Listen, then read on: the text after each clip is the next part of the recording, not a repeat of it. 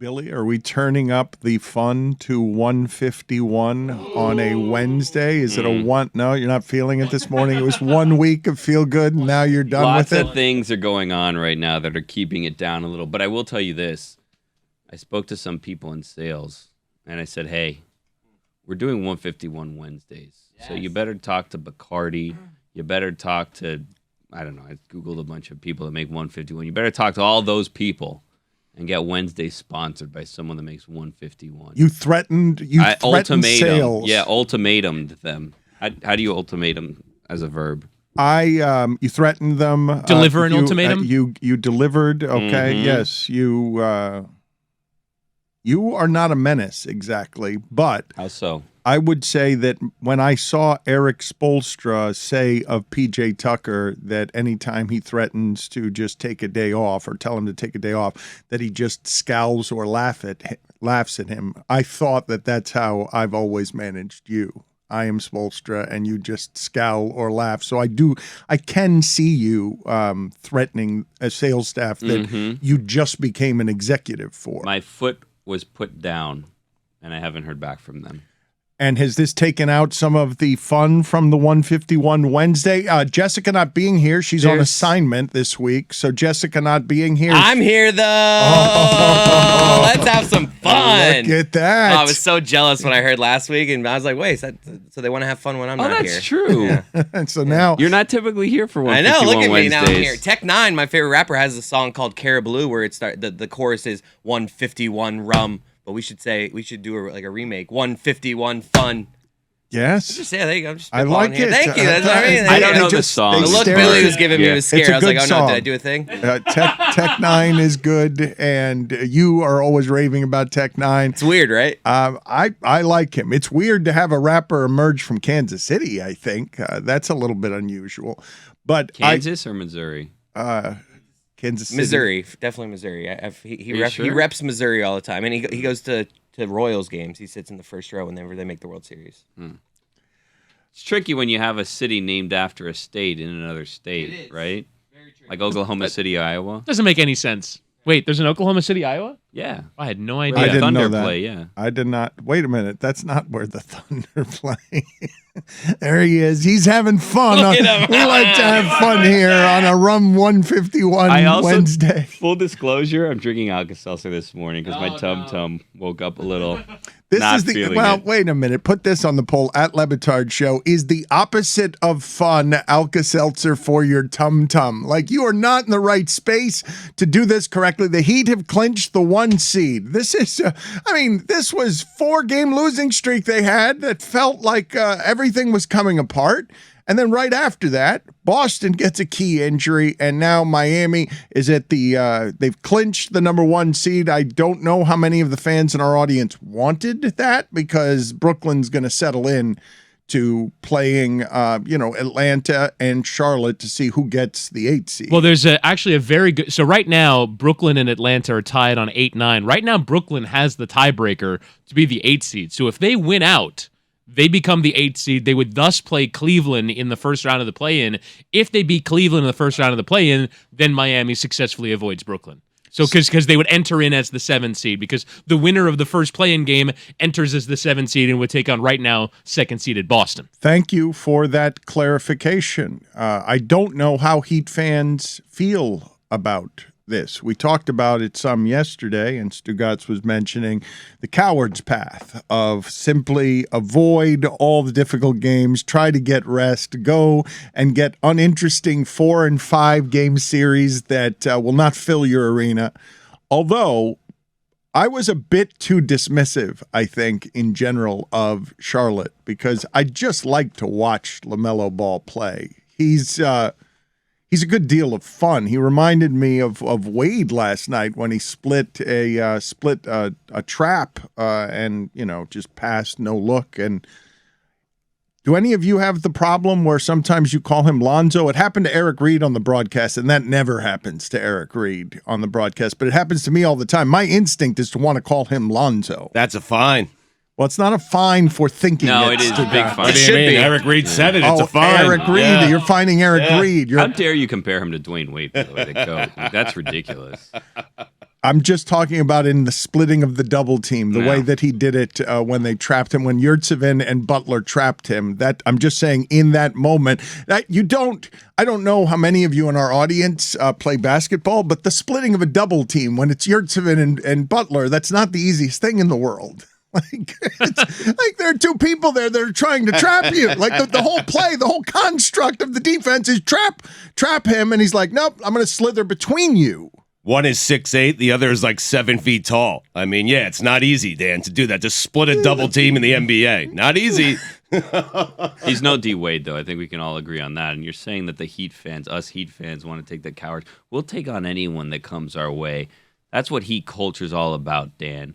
We want to go through the fire. I'm telling you, I said this last week. You guys mocked me. Tyler Hero's the closer on this team. That's what I'm saying. I'm telling you. I agree with that, actually. MVP. The kid's got it. He's got that little has something. it. Even Jimmy, you heard him talking about him, the way he's improved, the way his confidence has grown. Telling you, I would not be surprised. You heard it here first.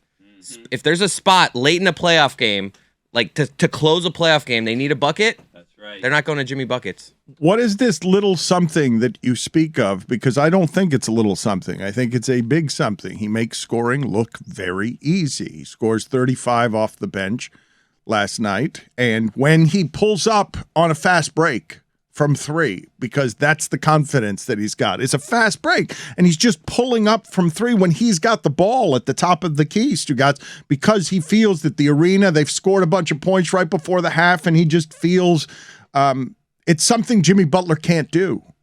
Jimmy Butler can't give you those things even as he's making threes now all of a sudden. I think what Chris is talking about with Tyler Hero is the it factor. That's what he has. He has guts. The it factor he has the it factor is not a little thing, is it? Is it?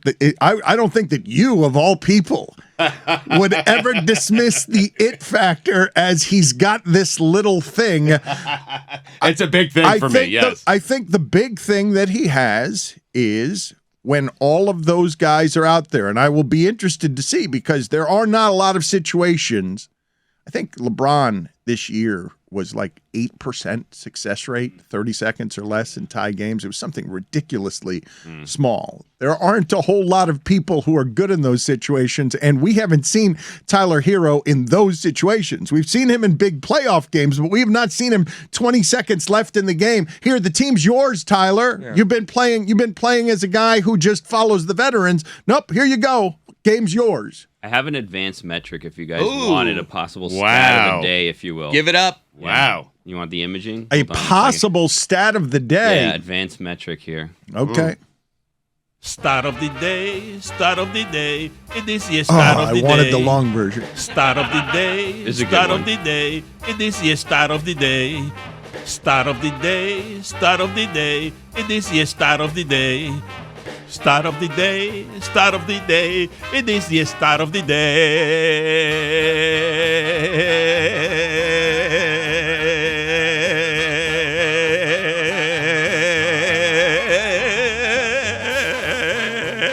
The stat of the day from Billy is brought to you by ZipRecruiter, the smartest place to hire. In the 2021-2022 NBA season, LeBron James has a 0% making the playoff rating. Yes. Wow. Holy shit. What an incredible stat. NPR. Yeah. Big playoff rating. Barry Jackson reports, and this is a big report to stack on top of the stat of the day. Barry Jackson of the Miami Herald reports that Tim Legler has threatened to end his friendship with Mike Greenberg if Greenberg mentions the Lakers again. Oh, boy. What a threat. I saw that. Like ever? I think Rest of the season? How does this I work? think it's tied to the Billy stat. I think today the Lakers have been knocked out. The last game, you guys saw at the end, air ball at the end for LeBron to like save the season. It's really, the air has come out of the balloon there. And we were making fun yesterday of the fact that NBA teams that are good must be enraged. Their fans must be enraged at the amount of coverage that the Lakers and the Nets have gotten for soap opera and stories and fame and interesting, but not for excellent basketball. There are 10 teams in the NBA that don't make the playoffs. They don't make the playoffs. Most of the league makes the playoffs. I cannot believe a team with LeBron James is not in the playoffs. It's a catastrophe for that team and what I imagine is going to be the end of his time there. Or I know the reports are that he loves Los Angeles, but they don't have the ability to trade out from under this unless they trade Anthony Davis. And what I saw yesterday, Stugotz, because he might still win the scoring title. He didn't play yesterday. They played against the Suns. They lost. San Antonio won, and the Lakers are officially eliminated from a playoff that everyone makes. Like that, it's hard to fathom a scenario. If I had told you at any point in the last few years, hey, do you guys imagine last 15 years?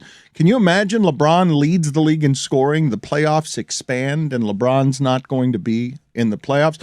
But they do owe, Anthony Davis and LeBron owe Russell Westbrook some sort of apology. They played like 20 games together this year. Yes. And Westbrook caught all the heat for that. For their injuries. And yes. Anthony Davis, I saw an LA Times interview with him the other day where he was like spitting a little bit. The most interesting quotes I've ever seen from him on like, bleep off, man. You guys don't know what it's like to have your body betray you. I try to play when I'm hurt. You're not. You say I don't play well. I sit out when I'm legitimately hurt. I'm trying. Like the assumption that Charles Barkley would call him street clothes and it would become a punchline must be very frustrating to anybody who uses their body for a living and can't really control. It's not he's getting fat. It's just the body breaks down because he's a 7-footer, and sometimes that ends up happening.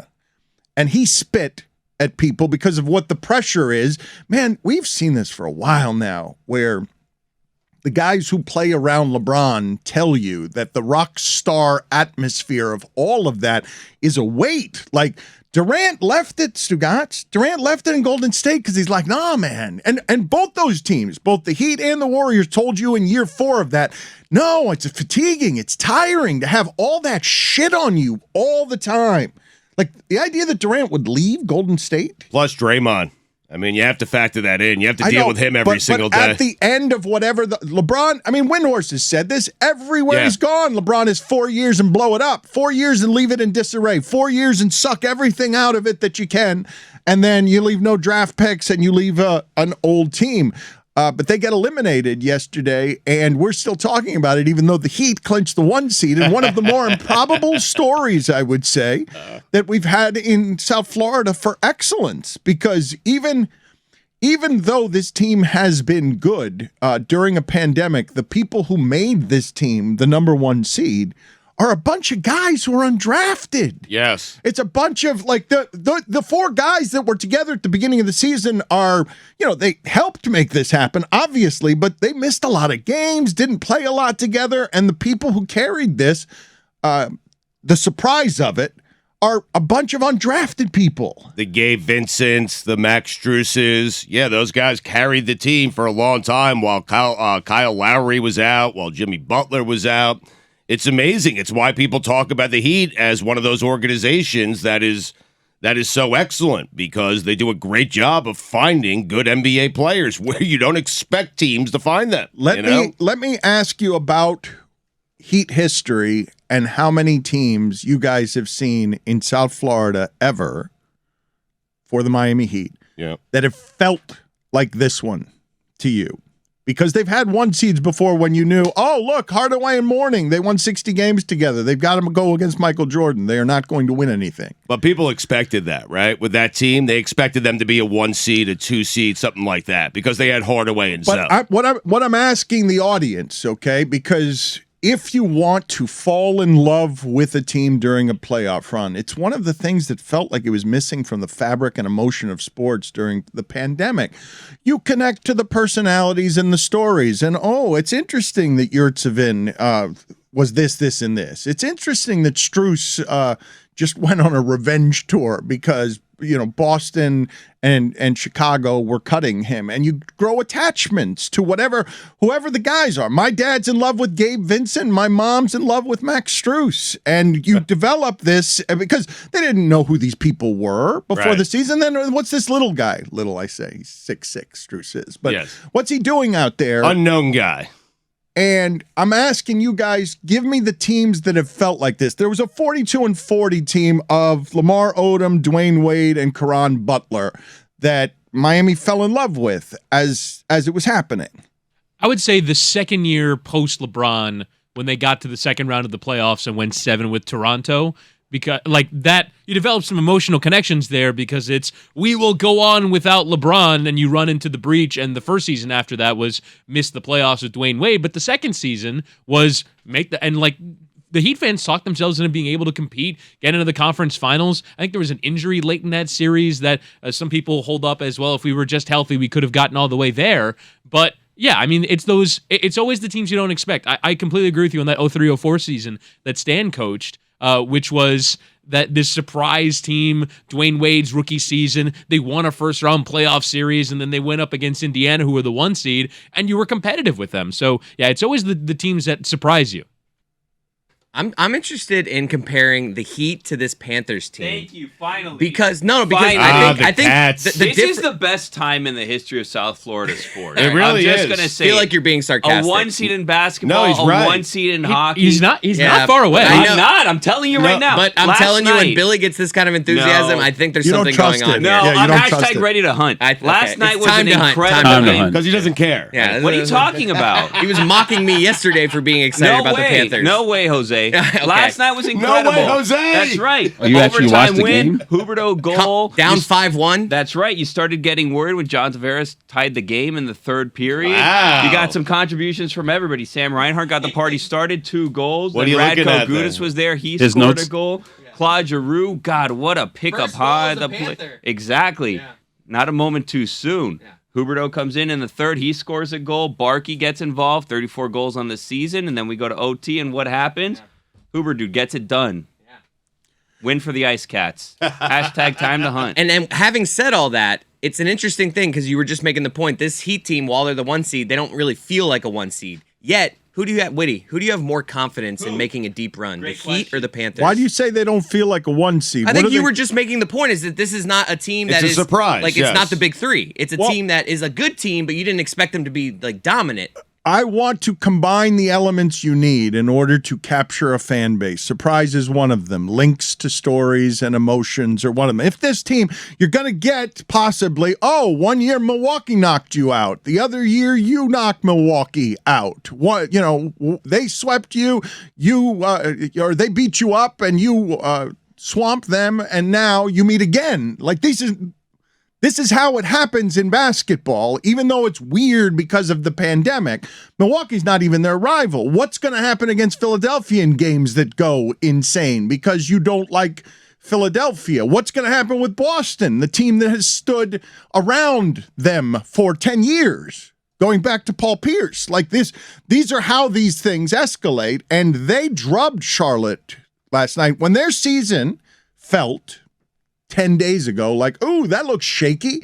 4 straight losses at home. You lose to the Knicks in the second half. Golden State blows you out, and they haven't been playing well. And you're like, what's happening here? Jimmy Butler and There's a fight on the bench. Eric Spoelstra's yelling, do you want to bleeping fight me? Mm-hmm. And throwing a clipboard. And if you'd asked me right then, as the guy who does not react to whatever sideline stuff, they're competitive people, they're crazy, they're emotional, they throw elbows at each other for a living. Every once in a while, things are going to explode. Although I have not often heard a coach say, what do you want to do? Bleeping fight me. That's not something I've seen a lot of. Ever. Team building. Can't just pass that one off. You know? Okay, and so if you'd asked me right then, right at that moment, I don't overreact to that stuff. I think it's silly usually. And that we, on microphones and listening to this, don't understand what that work environment is and don't understand what it takes to be Jimmy Butler, to get to that place in the world to be an asshole in practice, and what Max Strus has to earn from him in practice in order to prove that he belongs. Like, I don't know that world. I would crumble in that world. I've seen it from the outside, right? I talk to people about it, but I would fall apart in a world that was that kind of competitive. I'm fighting the inner cities to get to money, to fame. Like, I mean, it's just crazy to how they get up there. And then you tell me Boston playing the second half of the season, Stugotz, has been better than anybody. Yep. If you'd asked me right then, I would have said the Miami Heat will not win the East. Boston is going to win the East. Mm-hmm. And from there, they've won 5 straight. And they dragged Charlotte yesterday. And Duncan Robinson, who was just benched, when you talk about the culture, the fighting for minutes and all that stuff. Strus wants to start. Strus is 13-2 as a starter. Duncan didn't have any points the other night. Duncan came out yesterday and he was gunning. Like he's competing because we've questioned his mental toughness against the Lakers in the finals. In the finals, we're wondering, hey, because he says so. I've got the imposter stuff sometimes. What am I doing up here? And he comes out yesterday and they drag Charlotte and score 140 points. They shot, what'd they shoot? Like 50% from 3? I'm checking it right now. Duncan received the message, though. I mean, he did. I like Duncan off the bench. He's a shooter. That's all he does. So you bring him in off the bench. If he's hot, you keep him in. If he's not, you take him out. And last night, he was great. I hate to point this out, and it pains me to do this, especially with how great things are going right now, but a bit of a coaching controversy. Chris Quinn, 2-0. Spoelstra out. Second most points in team history.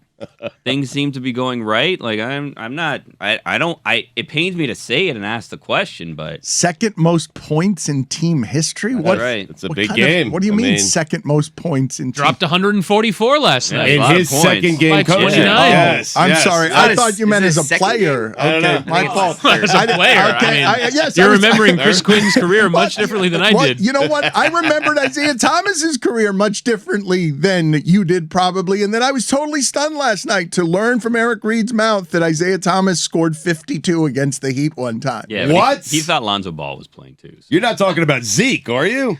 I'm not talking about the Hall of Famer Isaiah Thomas. I'm talking about the 5'9" Isaiah Thomas, who I felt so bad for when he had a corner yesterday and had like 5 feet in front of everybody, and then bam, blocked his shot. Freudian slip. Mm-hmm. Blocked his shot with both hands. Yeah. Isaiah Thomas is on the Hornets, huh? I learned that last night as well. I really do find it interesting, though. I'm going to bring it back to my point that kind of got trampled before. And it's a good one, I think. The Panthers have been as dominant as a hockey team as we've ever had here. Yeah.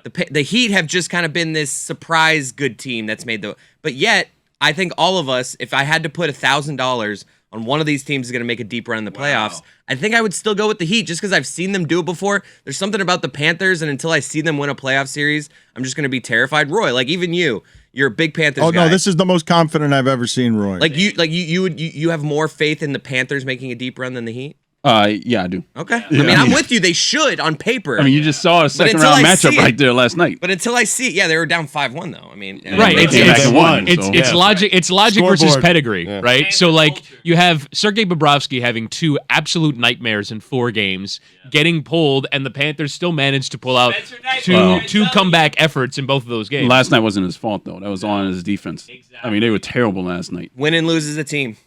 I'm kind of with Roy on this, They though. won as a team. This is an amazing team, an historic team offensively. Like they have 104 points this season. I expect them to make a deep run in the Stanley Cup playoffs. But what we have, if you're talking about, it's funny that you should compare the Panthers and the Heat this way because the Heat have all of the local history. But and have a really cool team. When they're moving the ball, it's fun to watch. But it ain't the Panthers fun to watch. No. And if the Panthers start giving you playoff games where they're down 5-1 and win, or they're I don't down want that. I don't want that at all. No. I'd like them to get out to a 5-1 lead. I'm good. Jeez. Jesus Christ. Do we have to do this? Can we just be positive? Can we just celebrate the moment that we're in? They're being and positive. enjoy We're saying that both the Panthers teams? are fun. We don't need to pit one team against each other. Let's just look at this historic hockey team that this 1-seed basketball team. Everybody just get on board already Billy, and enjoy these teams the way I am. Now I know for Two sure. parades. No, Two parades. Exactly. Let's go. I've never heard him We can be this. double happy here. We can be happy about the Panthers, Right. the Ice Cats, and the Heat culture. Why does it have to be which one will go further? Why can't they both bring home Lord Yeah, he's Stanley's screwing with Cup? us. Yeah. He is. The Heat can't bring home Lord Stanley's Cup. Billy is Larry. in a place. Thank you, Roy. Billy is in a place where he wants. This is the first time. I want people to win. I want the city to be happy. This is the first Both time teams. Billy has engaged with the Panthers in, I think, the entire time I've known He's him. mocking the Panthers right now. I don't buy this. What do you mean? You. Last night's game, Huberto scored the game-winning goal. Things got started with Sam Reiner, 2 goals. Radko Gudas contributed. Claude Giroux, great trade that they made, huh? And you were afraid John Tavares scores that goal. You go, uh-oh, here we go again. But nope. Huberto, overtime goal. Barkey, too, 34th goal. Yeah. Ice Cats, 50% off Papa John's for everybody today. You have 2 opportunities for that. Ooh, Pizza Wednesday? Ooh. 104 points for Huberto. That's what I'm Yep. saying for the Panthers, yeah. Yeah, 104 points for the Panthers, too. Yeah. Is he going to get respect when it comes to the MVP? He better. The Hart Trophy. I yeah. mean, he- running away with I He's it. called the definitely a MVP. finalist. He I call him a better. finalist. I don't like- I don't think that they're in the history of my watching hockey, which is about 30 seconds. That's right. Huberto and Barkov are the 2 players I want on the ice during 3-on-3 overtime. They are absolutely incredible. You know, They- they're like clearly our 2 best players. I know, but Okay. I mean like in all of the league. Oh, a league yeah, which I what don't he's I thought you know. were saying on the Panthers. I'm like, that's pretty obvious. But Yeah. what he's talking about, though, Keep the puck for like 3 straight minutes in 3-on-3 overtime. It's insane. It's crazy. Hockey should just be 3-on-3. Yes. It's so fun. But It is. the thing that Whittingham is saying is one of the things I do when I compare what these playoff runs can possibly be for the Panthers and Heat in a city that might be about to get jostled by like some cool sports fun, is that the Heat, while they have, the reason I was asking you guys what kind of team do they remind you of is because I can't remember a Heat team having 4 guys who are right there on the edge of between very good and all-star, but none of them are the best. But when the Panthers throw something out there, you are looking at it and you're like, oh, that combination's as good as anything I've ever seen here.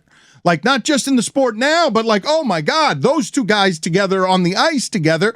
The Panthers have style stardom. Like, they've got an excellence where you're watching in Florida 2 people play hockey where you're like, oh, they do this as well as anybody.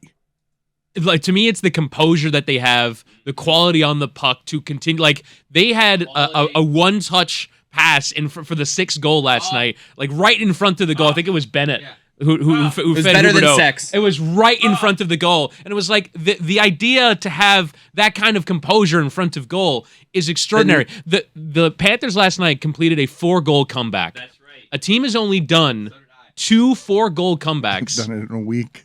in an entire season 3 times, and Yep. they did it in 4 days. Yeah. They came back against New You don't Jersey, want- and they came back against the Maple Leafs. But in the playoffs, you want to get out to a lead. Yeah, no, you don't wanna do that. That's Yeah, you don't not wanna go down. sustainable. Are I you mean, guys, let's be honest. No, but you guys are really saying, look, I'll regret this saying it if it stays 5-1 down. If they go down 5-1 and then just lose 5-1, I will regret saying this. But you listen to me when I tell you this. If they have one of these games in the playoffs where they're it'd be down epic. 5-1 Oh, and then they forget win it. 6-5. Oh, forget it. No, but this is Parade the no, next but then day. you're gonna now you got one of those games that your kids will talk about. Yeah. And like this is the path we're headed into here where it's the best stuff for the people who care about sports in this market, but they're 2 very different teams that are doing it. Have the Heat ever had this assembly, right? Because this assembly of 4 really good guys, the Pistons beat Kobe and Shaq that way, but in the history of the sport, it doesn't happen a whole lot. I Right. can't remember the Heat having 4 of these dudes. I don't have the perspective on the late 90s Heat, the Pat Riley teams, but like, where was Alonzo Mourning considered in the hierarchy of the NBA at the time? Like, Superstar. So he was considered like a top 10 player at the time? He was an all-star every year. Alonzo Mourning and All-star, Tim not a Hardaway. No, superstar. he wasn't a superstar. Stugotz, he'd win 60 games. Right. He'd win a defensive player of the year. He'd be one of the best players, and he wasn't good enough to win anything deeper, at least in part because Michael Jordan was there blocking everyone from being able to do that. Right. A lot of guys didn't win because Michael Jordan, because of his presence, essentially. But I mean, no, Mourning would have been considered, I think, for those teams, comparatively, better league-wide appraisal than anyone who plays for the Miami Heat now. And That's I'm not fair. Jimmy Butler? Yeah. I think so, but regardless, it doesn't matter. I just can't remember 4 of these guys together for no clear, you could tell Not me. a superstar, but very good players. You could tell me Jimmy Butler is the star of this team, and you could tell me that they all concede. And I'll be real curious to see how this ages, Stugotz, because I don't know when you're expecting Jimmy Butler to have the self-awareness to give this team over to somebody else. Never. Because he's no longer the best player. But when I'm watching the Miami Heat play and I'm watching Bam and Kyle Lowry and Jimmy Butler and Tyler Hero, I don't see a player who's a great deal better than another player out there. Not for me. You could tell me Jimmy Butler's the star of the team. You could tell me he's the leader of the team. But when Bam's not that offensively, but I love Bam as a player, and he's the key to everything they do defensively. I think if you told other teams, hey, you can have just one of these guys, they'd be split between Jimmy Butler and Bam and Tyler I wouldn't Hero. trade a one of them. Not Right. a one of them. There's not a weak link in this bunch.